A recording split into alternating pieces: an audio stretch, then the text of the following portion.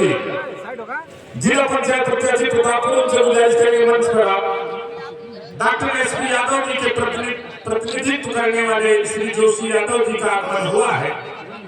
जोशी जी से गुजारिश करूंगा पूरे जोश खरोश के साथ मंच पे आप जो है तैनात हो।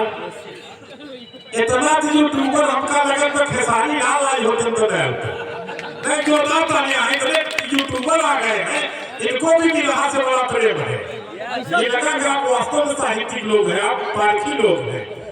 एक दर्जन तक ये रहने का हमका लगा 1.5 दर्जन है।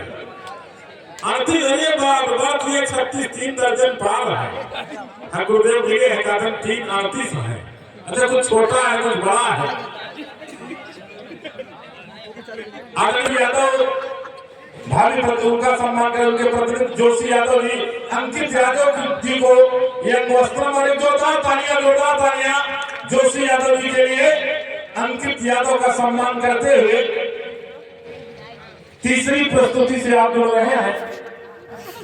अभी चौथी प्रस्तुति होगी, फिर दूसरा चरण होगा। ये पहला चरण है, ये फर्स्ट राउंड है।